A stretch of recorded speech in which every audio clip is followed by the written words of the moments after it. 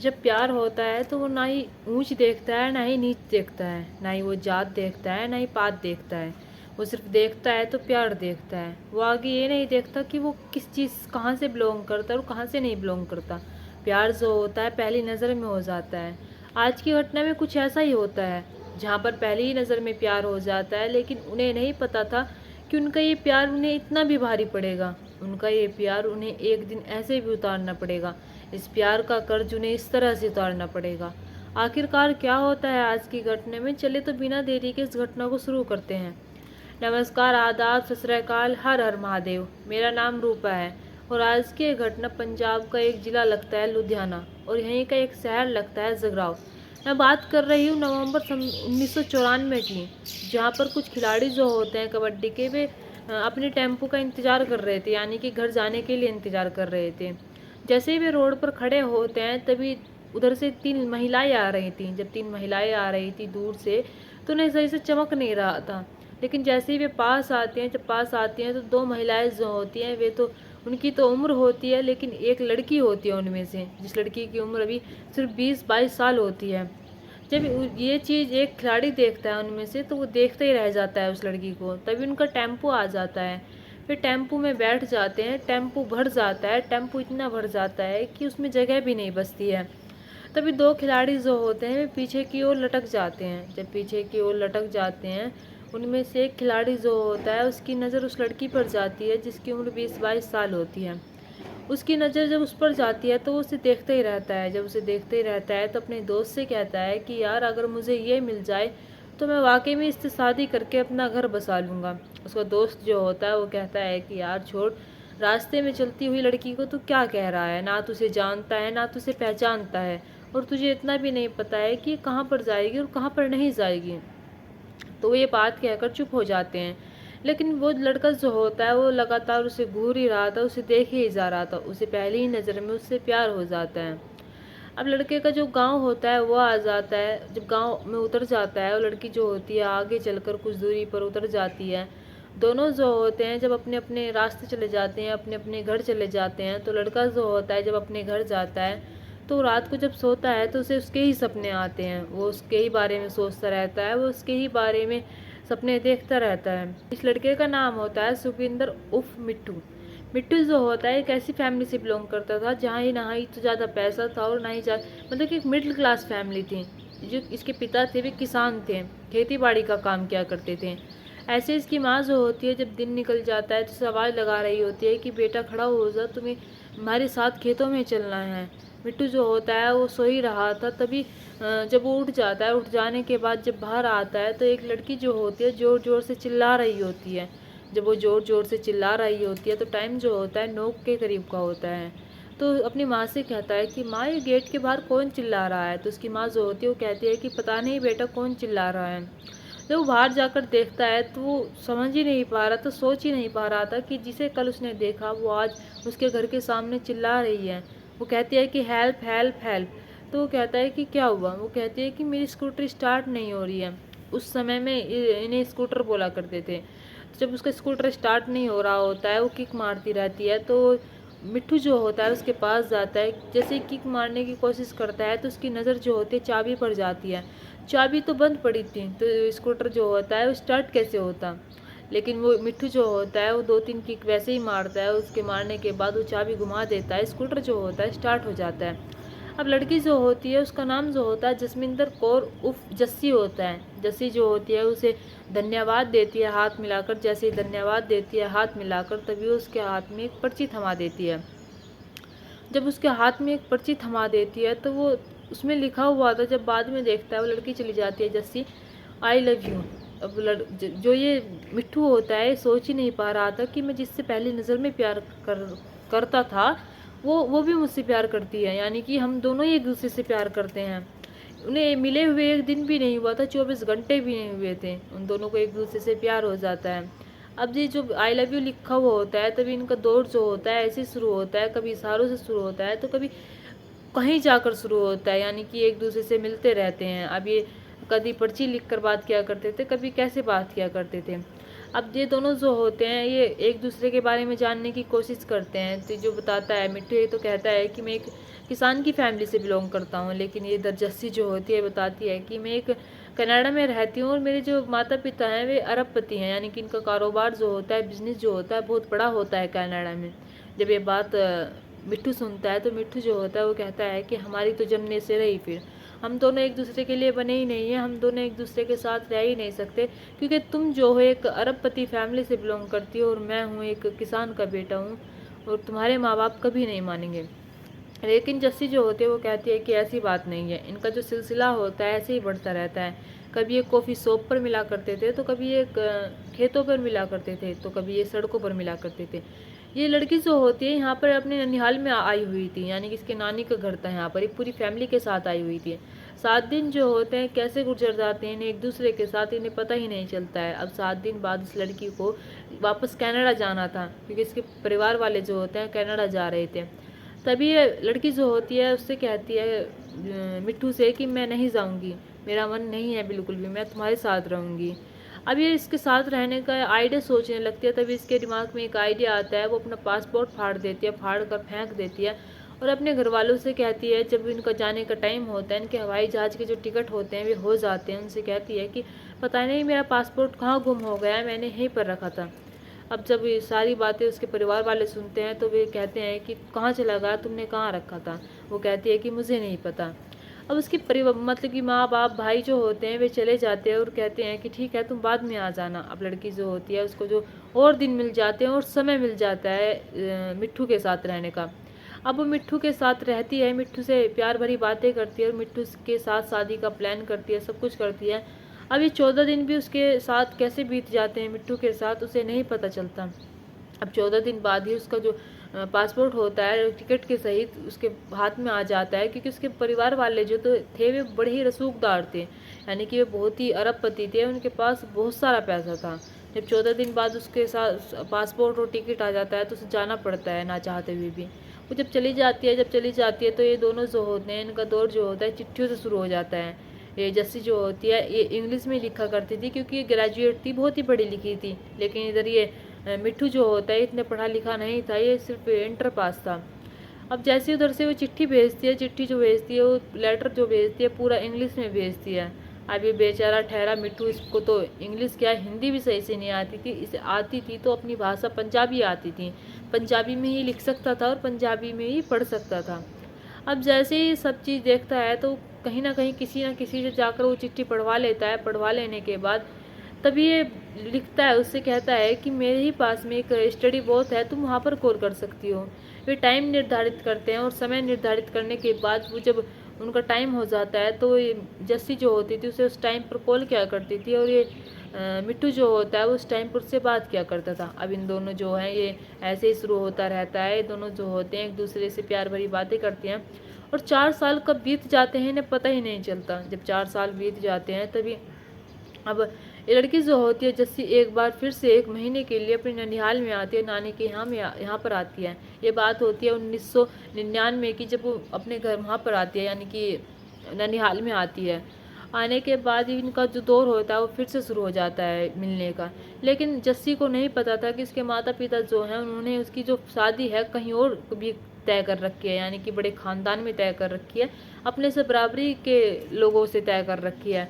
अब जब इस चीज़ का पता जस्सी को लगता है तो जस्सी जो होती है और मिट्ठू को पता चलता है तो ये दोनों जो होते हैं बहुत उदास हो जाते हैं। उदास होने के बाद इन दोनों को समझ ही नहीं आ रहा था कि इन्हें क्या करना चाहिए। तभी जस्सी जो होती है वो कहती है कि मैं तुम्हारे अलावा किसी और से शादी नहीं करूँगी। ये दोनों जो होते हैं एक मंदिर में जाते हैं, मतलब कि उसमें गुरुद्वारे में जाते हैं। गुरुद्वारे में जाने के बाद वहाँ पर शादी कर लेते हैं। बड़े ही रीति रिवाज से दोनों जो होते हैं शादी करने के बाद किसी को बताते नहीं हैं कि हम दोनों ने शादी कर लिया। अब ऐसे एक साथ रहने लगते हैं। जब एक साथ रहने लगते हैं अब ये दोनों जो होते हैं एक दूसरे से फिर से मिलने लगते हैं, लेकिन किसी को नहीं पता था कि इन दोनों ने शादी कर लिया। तभी जब लड़की का जाने का टाइम होता है, इसकी फैमिली वाली इस बार नहीं आई थी, अकेली आई थी।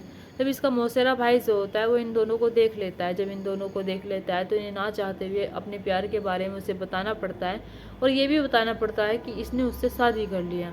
जब ये बात उसका मौसेरा भाई सुनता है तो उसका मौसेरा भाई जो होता है उसके परिवार वालों को बताता है और जब इसके परिवार वालों को ये बात पता चलती है तो ये चीज़ सहन नहीं कर पाते। इसके परिवार में सबसे ज़्यादा इसकी माँ की चला करती थी और इसके मामा की चला करती थी। ये दोनों जो होते हैं सख्त खिलाफ हो जाते हैं जब इन्हें पता चलता है कि ये उस वहाँ किसी लड़के से प्यार करती है और जो उससे शादी भी कर ली है और वो हमारी बराबरी का नहीं है। अब जैसे ही सारी चीज़ पता चलती है तभी उसे जो जस्सी को तुरंत कनाडा के लिए बुला लिया जाता है। जब कनाडा के लिए बुला लिया जाता है तो वहाँ पर वो कहती है कि मैं उसके साथ रहूँगी और मैं उससे प्यार करती हूँ और मैं इसके बिना नहीं रहूँगी। लेकिन उसकी माँ जो होती है बहुत समझाने की कोशिश करती है लेकिन वो नहीं समझती है। अब ऐसे समय बीतता चला जाता है। जब समय बीतता चला जाता है इधर जो ये मिट्ठू होता है इस पर कई मुकदमे दायर हो जाते हैं, यानी कि इसे जेल भिजवा दिया जाता है, इसे ढूंढा जाता है, इस पर इल्ज़ाम लगाए जाते हैं कि इसने हमारी बेटी के साथ ऐसा किया है। इस पर झूठे मूठे इल्ज़ाम लगाकर पुलिस जो होती है इसे हर रोज़ परेशान किया करती थी। अब इधर ये जस्सी जो होती है भी बहुत परेशान हो जाती है कि मुझे उसके साथ रहना है, मैं उससे प्यार करती हूँ। तभी उसकी दोस्त जो होती है जस्सी की वो उसके पास आती है। वो उसके पास आकर कहती है कि जस्सी क्यों ना तुम उसे भी अपने ही पास बुला लो, यानी कि मिट्ठू अगर यहीं पर आकर रहने लगेगा तो तुम्हें ऐसे तड़पने की ज़रूरत भी नहीं पड़ने की है और तुम आराम से उसके साथ रह सकती हूँ। जस्सी जो होती है वो कहती है कि तुमने ये बात ठीक कही, लेकिन वो यहाँ पर आएगा कैसे? तो जो उसकी दोस्त होती है वो कहती है कि मेरे पास कुछ डॉक्यूमेंट्स हैं, तुम इन पर सिग्नेचर कर दो और वो यहाँ पर आ जाएगा, क्योंकि डॉक्यूमेंट्स के बिना ना ही पासपोर्ट बनता है ना ही वीज़ा तैयार होता है। तो ये सारी बातें जब उससे कर रही थी तो जस्सी जो होती है बहुत खुश हो जाती है और वो खुशी में एक चीज़ भी नहीं देखती कि उसके साथ छल होने वाला है। उसके साथ उसके जो पेपर पर साइन करवा रही हैं, डॉक्यूमेंट पर साइन करवा रही हैं, उस पेपर में कोई और पेपर भी है। उसमें कम से कम 12-13 पेपर होते हैं जब उन पर लगातार सिग्नेचर करती रहती है। जब सिग्नेचर करती रहती है उनमें से एक पेपर जो होता है, एक डॉक्यूमेंट्स जो होता है वो एक ऐसा होता है जिसमें लिखा हुआ था, जो लेटर जो होता है वो पंजाब की पुलिस को दिया जाता है, जिसमें लिखा हुआ होता है कि ये जो मिट्ठू है इसने हमारी बेटी के साथ अपहरण किया, अपहरण करने के बाद उसे ज़बरदस्ती शादी की, और उस पर कई धाराएं लगा देते हैं। जब पंजाब पुलिस ये देखती है तो वो तुरंत मिट्ठू को ढूंढने में लग जाते हैं, क्योंकि मिट्ठू जो होता है पहले से फरार होता है, उसे पुलिस परेशान कर रही होती है। अब उसमें जब मैरिज सर्टिफिकेट देखा जाता है, उस मैरिज सर्टिफिकेट में जो उसके दोस्त होते हैं उनके नाम होते हैं, उन्हें भी लगातार ढूंढा जा रहा था, उनके परिवार वालों को परेशान किया जा रहा था। जब उनके परिवार वालों को परेशान किया जा रहा था तब कहीं जाकर ये सब जो होते हैं पुलिस वालों के सामने आ जाते हैं।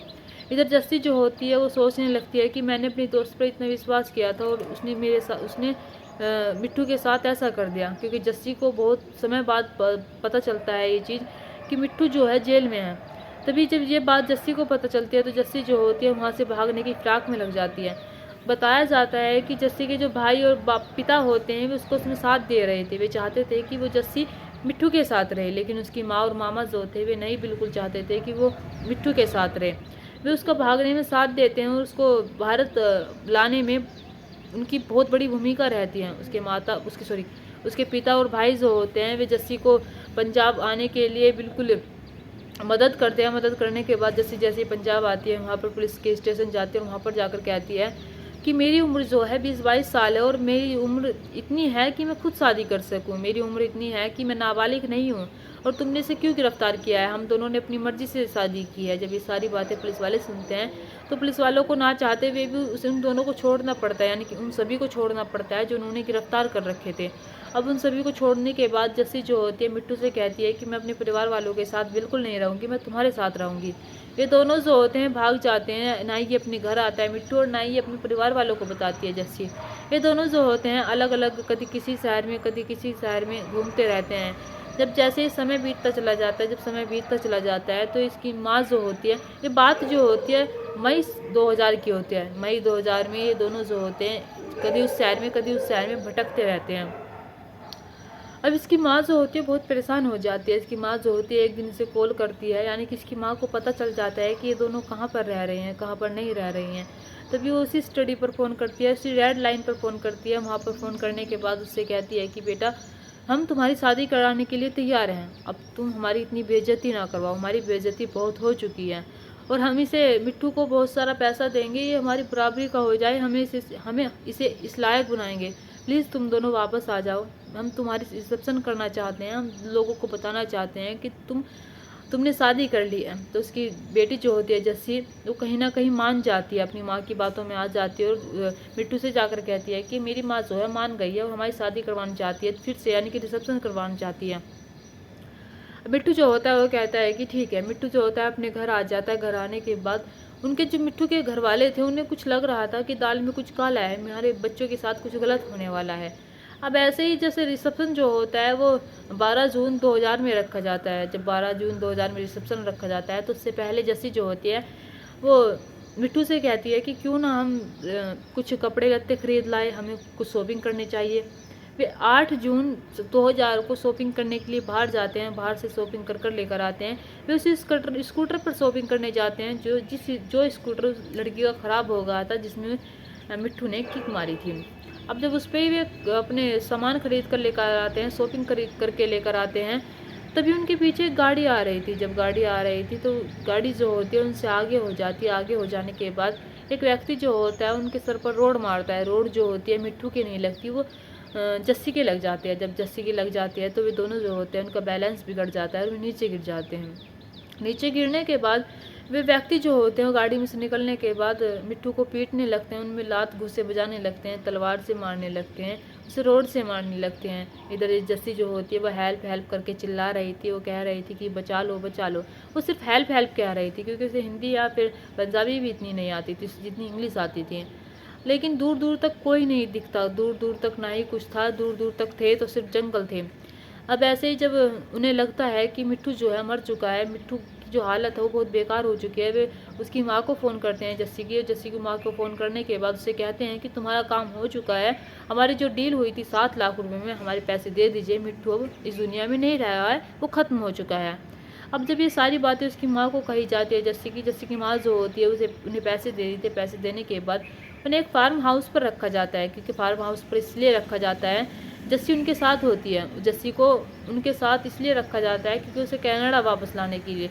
लेकिन जस्सी जो होती है वो कहती है कि माँ तुमने ये सब कुछ सही नहीं किया है, मैं तुम्हें नहीं छोड़ूंगी, मैं दुनिया को बता दूंगी कि तुमने क्या किया है मिट्टू के साथ। क्योंकि जस्सी को लग रहा था कि मिट्टू अब इस दुनिया में नहीं रहा है। लेकिन मिट्टू की सांसें चल रही थी, मिट्टू अभी भी जिंदा था। अभी तो जैसे ही इसकी माँ ये बात सुनती है कि जस्सी ऐसा ऐसा कह रही है कि मैं आपको फंसा दूंगी, तभी उसकी माँ और उसके मामा जो होते हैं बैठकर एक प्लान करते हैं। प्लान के मुताबिक वे कहते हैं कि जस्सी को भी मार दो और तुम्हें 7 लाख रुपये और मिल जाएंगे, यानी कि 14 लाख हो जाते हैं। वे जस्सी को भी मार देते हैं। जस्सी को मार देने के बाद उसे एक नहर में फेंक देते हैं। अब ऐसे ही जैसे इधर जो ये मिट्टू होता है इधर पड़ा हुआ होता है, यहाँ से 2 व्यक्ति गुजर रहे होते हैं। व्यक्ति जो होते हैं जब उसे देखते हैं, गंभीर हालत में देखते हैं, तो उसे हॉस्पिटल में ले जाते हैं। हॉस्पिटल में ले जाने के बाद जब मिट्टू को होश आता है तो वो सिर्फ एक सवाल करता है कि जस्सी कहाँ है। तो उसे जवाब मिलता है कि जस्सी इस दुनिया में नहीं रही है, जस्सी को मार दिया गया है, जस्सी की लाश जो है एक नहर में मिली है। जब ये सारी बातें मिट्टू सुनता है तो मिट्टू सोच ही नहीं पा रहा था कि इसके साथ ये क्या हो गया है। मिट्टू जो होता है वो कभी हार नहीं मानता और वो उनके खिलाफ मुकदमा दायर करवाता है। वो उनके खिलाफ यानी कि 13 लोगों के खिलाफ मुकदमा दायर करवाता है और कहता है कि 13 लोग इसमें शामिल हैं।